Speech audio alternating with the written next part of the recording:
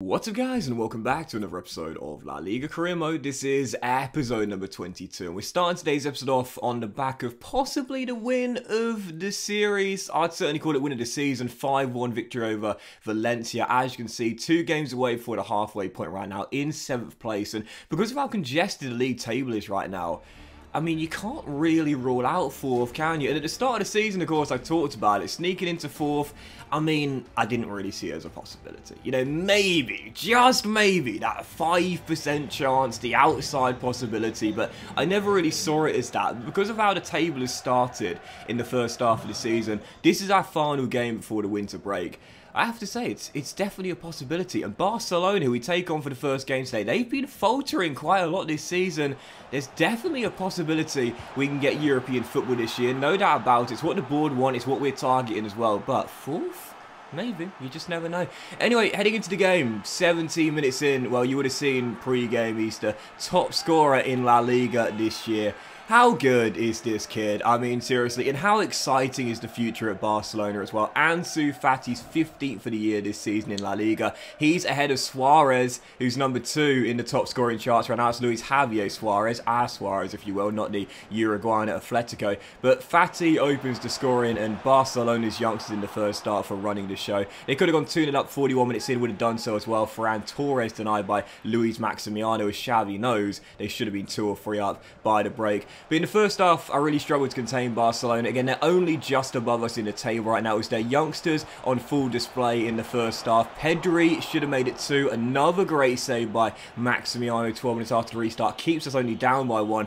And I hadn't really got going in this game. You know, I just put 5 past Valencia at home, but here away in Catalan, hadn't really done anything. We got 1 chance on the stroke of the hour mark, and we took it. And when you talk about young players in this league, Barcelona got an abundance of quality, as we know. Like I alluded to a moment ago there, the future very, very bright in the post-Messi year at the new camp. But Antonio VR, you can keep your Ansu Fati, you can keep your Balde, you can keep your Pedri.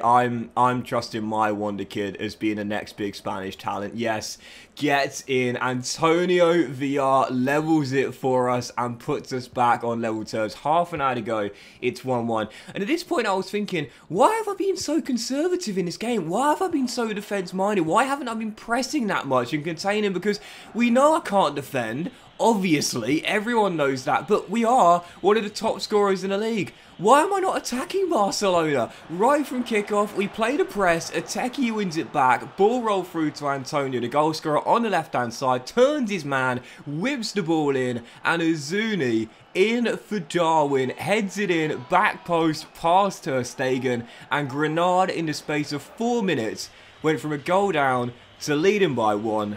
And lads, you've just seen it. There is our first big scalp of this series, and I'm absolutely buzzing. It really was a mentality shift in that game, you know, because I don't really know why I was being so defensive. Look at the stats here. I took 3 shots in the game with a 1.2 XG. That's not the way to play on FIFA 22. Maybe in previous FIFAs, defending, containing against the big teams would have worked. But nowadays, because defending is practically impossible, regardless of who you're facing, you've got to go at the big teams. You've got to go at them. And once we started doing that, we got our rewards. So, winter break, Athletic Bilbao lead the league. First 3 teams separated by 2 points. We are only now 2 points off Barcelona in 4th after beating them at the new camp. Now, I am wary of the fact that right behind us right now are Granada and only a few points. Sorry, we're Granada. Levante and only a few points behind. So, there's a long way to go. And, you know, obviously in La Liga, what you've got is the top 4 going into the Champions League. As you see, Fati leading the way in the race to the Golden Boot. Antonio with 11 assists this season. As things stand, he's on course to break Messi's record by 1 assist. If he has the same ratio in the second half of the season, he'll do it by 1 assist. I guess we'll have to wait and see if he can keep his form in the second season. In La Liga, European qualification is basically the same as the Premier League for those curious. So the top 4 going to the Champions League. Then 5th, I believe, is a guaranteed Europa League group stage place. 6th, I think, is qualification round. And I believe 7th is Europa Conference League. Now, 7th will be taken away if the winners of the Copa del Rey fall outside the top 7. So yeah, it's like the Premier League. If you win the FA Cup, then obviously you qualify for the Europa League. In La Liga, if you win the Copa del Rey, you'll qualify for the Europa League if you didn't finish in the top 7, or the top 6, I should say. So That right now is what I'm thinking about. The Copa del Rey, of course, starts in this month of January, you know, and I'll be honest, if we can't go far in the competition, I'm going to hope that one of the big boys win it, because that will mean, let's say Real Madrid are challenging the Copa del Rey, for example, that will mean that 7th does guarantee Europa Conference League football. And I'll take that. I will definitely take that. The board did not specify Europa League, Champions League or Europa Conference League. They just said a European competition. So for me, look at this guy, by the way, Ferhat Belghazi from Morocco. Looks very decent indeed. For me, Europa Conference League is fine. I will take 7th place every day of the week, so long as the Copa del Rey winners finish in the top 6 themselves. So yeah, for now, we're doing enough. Just about keeping ourselves in 7th, despite a poor run of form. So just got to keep it going, man. Just got to keep it going. And you think this season as well, we've really stuck to the big boys much better than last year. Do you remember last year at Barcelona? We lost like 5-0 or something like that. This year, 1-2-1. Yeah, been a lot more assertive this year, and we're getting rewarded for it as well. So as January opened, you see our first game is going to be against Levante. Then we've got Barca again in a reverse fixture at home. Big games coming in this month of January. And you saw the budget as well. Now, we got around 8.5 million for this January window here. Possibly a little bit more thinking about it now. Yeah, it is a bit more now, isn't it? Because the Butzke deal has gone through. So we've got around 10 million to work with. 10.5 million to work with in this window. I don't know whether we're going to do anything or not, really. Because at the moment, I'm happy with the team. We have been quite inconsistent. Darwin's injury does make me wonder if maybe we need a new winger.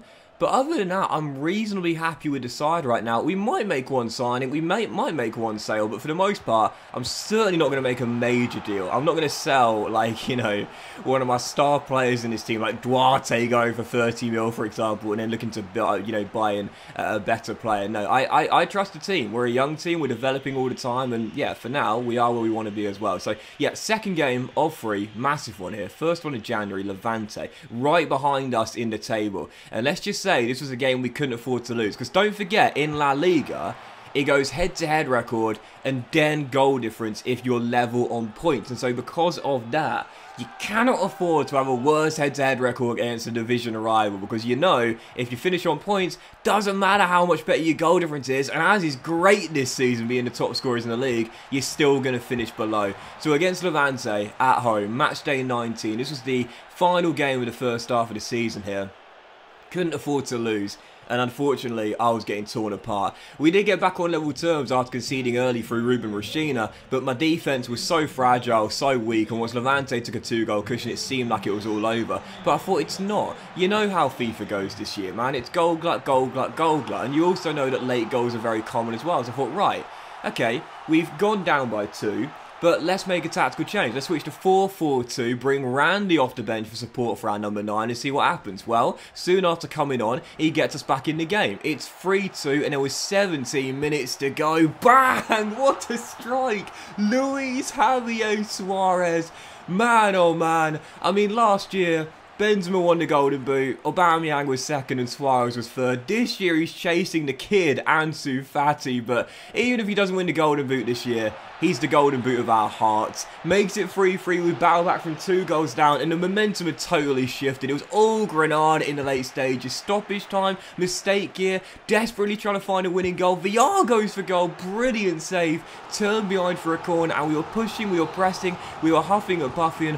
One final chance, whipped in from the set piece to come back from 3-1 down and win it 4-3. Antonio hits the crossbar, and Levante would scramble it away and hold on for a point. Oh, look at VR's reaction there as well, man. That was just so close to the most iconic moment of his career so far, and so much to ponder on come full time as well. 3 games without a loss. It's a really good point, all things considered. Dominated in possession in this game. Well, I should say got dominated in possession and battled back from a 2-goal deficit in the second half and was so close to winning it as well. But we just couldn't find that late goal in the final few stages. Great save by Oyer initially, and then Antonio. Man, I tell you what, when that ball was in mid-flight, I literally... Yeah. It's a bit embarrassing, I know. But you know when you sort of like lean forward in your chair and you like elevate slightly off the chair. I'm doing it now whilst doing you elevate slightly off the chair, like, that's going in, it's going in. And it hit the crossbar, man. I was so unlucky not to win that there. But hey, 3-3 draw, and I'll take it. We couldn't afford to lose to Levante, right below us in the table right now. Not only would they close the gap in terms of points, but have the first game of 2-1, which will give them a good chance of winning the overall head-to-head record. So I'm taking the point. It's a good bounce back there. We stopped them closing the gap, and we stopped them taking the first win out of the 2 fixtures we'll have this season. I will take that draw. So for our third and final game of what's been a dramatic episode here, we got Barcelona again. Yeah, Xavi's Barcelona in the reverse fixture. Beat them in the Nou Camp, and I was thinking again, because it might come down to head-to-head record this season, due to how congested the table is, we wanted the Nou Camp. If we just avoid defeat here, we'll finish with a better head-to-head record. Now, I do expect Barca to kick on in the second half of the season and cement a top 4 place, but you never know. Last year, Atletico Madrid, for example, finished in 7th. So, yeah, I thought let's go at Barcelona, like we did in the final half an hour at the Nou Camp, and we took the very early lead. Jan Bryce Ateki, our Cameroonian anchorman, gives us the opening goal, but 10 minutes before the break, when I mentioned earlier, how bright is Barcelona's future? I mean, if you're a Barcelona fan right now, it would have been one of the saddest days of your life when Messi announced his departure to Paris Saint-Germain at the start of last season. The iconic era of one of the all-time greats leaving your club must have stung like a mother, but how bright is the future, you know, for Barcelona? You've got a club legend, Xavi, in charge. You already won things in Saudi Arabia. Now he's back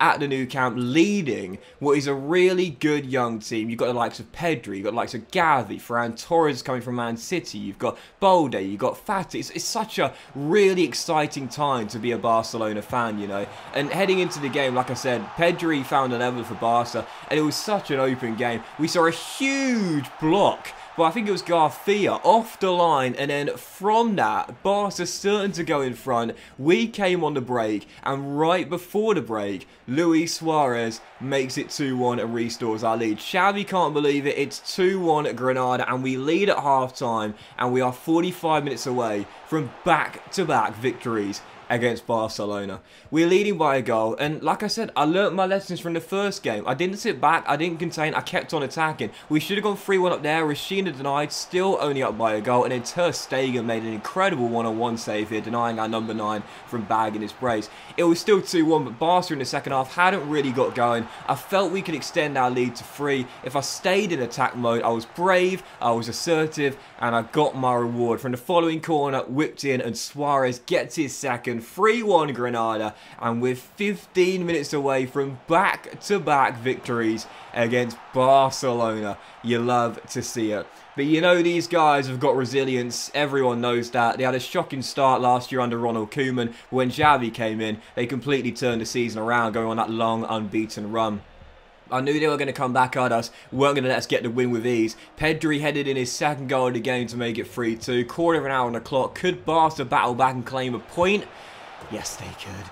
7.5 minutes to go, and Memphis absolutely rifles one as the Dutch forward drills one in near post, beats Maximiano, who I thought possibly could have done a little bit better there, but maybe I'm being a bit too critical. Lovely ball through. I thought it was offside initially as well. It was indeed a perfectly timed run for the number 9, but the finish as well. I think he just caught Maximiano out. I wasn't expecting him to strike first time there, but he did. Smacks it in near post top corner, and Xavi, that's the face of a relieved man, and we got a taste of our own medicine. Came back for Levante 3-1 down to draw 3-3. Barca did the same to us a week later. Yep, final score in Andalusia. Granada 3, Barca 3. Look at the stats here. Really felt I should have won it. I had a couple of golden chances in the second when we were leading by 2-1 through Suarez and Rashina. I couldn't believe the Rashina miss, by the way. I thought it was a mile offside. That's why I took the shot on the first time. That goes to show you got to play to the whistle, but 3-3 the final score.